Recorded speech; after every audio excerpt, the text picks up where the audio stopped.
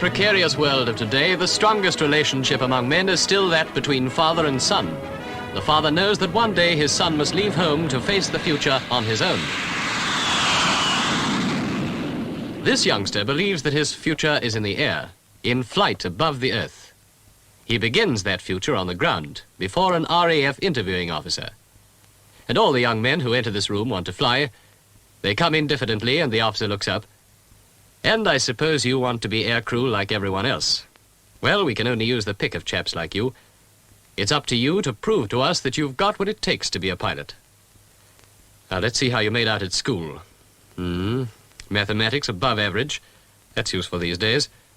When I learned to fly, we flew mostly by common sense and good judgment. Now it's different. Thorough ground instruction is a first essential. Learning to fly is not all jam, you know. But you're really keen? Good. Well, we'll give you a crack at the selection board.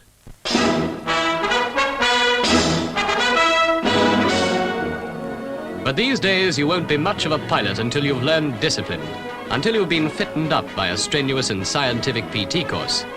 There's no future in hoping to fly a jet one day until your mind and your body work in perfect coordination, like a precision-built machine.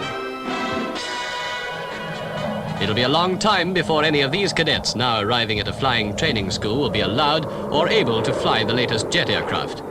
But until the unforgettable moment arrives, when they go up in a trainer aircraft for the first time, their feet will be earthbound, though their eyes will be fixed on their future, on machines hurtling through the sky.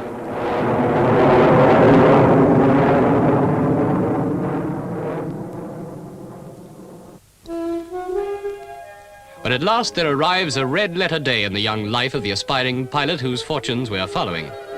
Today he is going up for the first time in apprentice aircraft fitted with dual control. He tries to look confident, yes, and even bored, as though the whole business were just a piece of cake. Maybe the instructor knows better. He's been up with youngsters before on their first flight. It looks simple enough from the ground, but this lad's turn has still to come.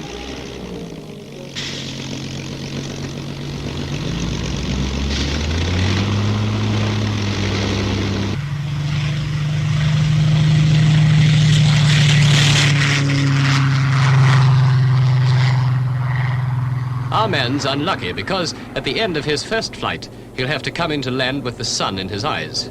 Anyway, it's a first-class practice. In the old days, initial flying training meant tiger moths. It sounds like another century when you see youngsters just out of school starting on apprentices right from the beginning.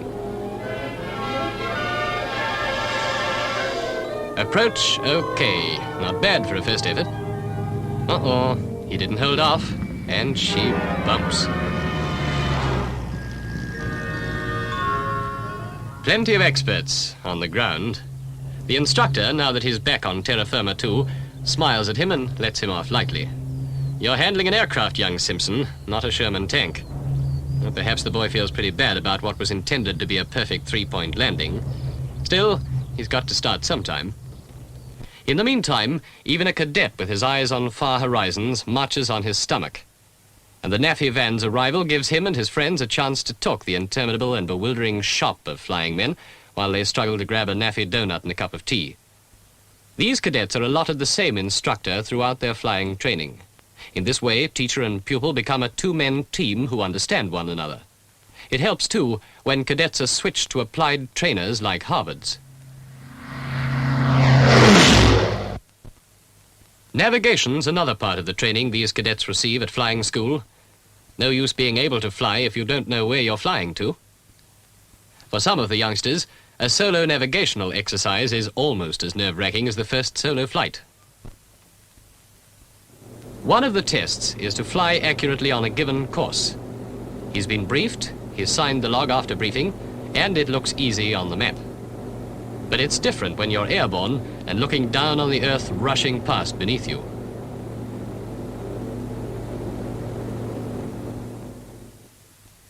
All training, even if you enjoy it, has got to come to an end sometime. Well, you're a PT king, you can square bash like a guardsman, your navigation is superb. And you do a good bit of bookwork now and then. But can you fly? Well, you've been up, and you've managed to get down without smashing your neck in one of His Majesty's training aircraft. But whether you can fly as the RAF understands the term, well, you'll learn that one day. An airwoman appears with the vital list.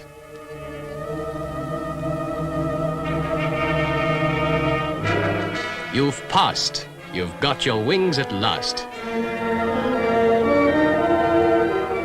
Bill? Well, Bill didn't make it. Hard luck, old chap.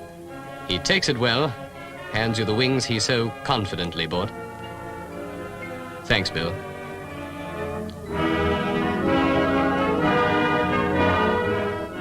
At last, your wings are sewn onto your tunic. You've earned your future. You're free to range over the world, to fly across ocean and sea, desert, ravine and mountain, over Europe, the Middle East, Africa, the Far East. While earthbound men are tied to maps and to a globe, you have broken the fetters that bind you.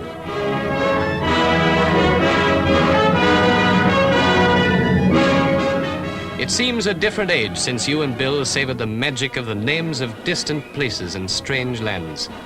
Soon you will be flying to those lands, ranging at speed far above the surface of the earth. You fly into the distant, intangible horizons of tomorrow, because your future, like the future of your whole generation, is in flight.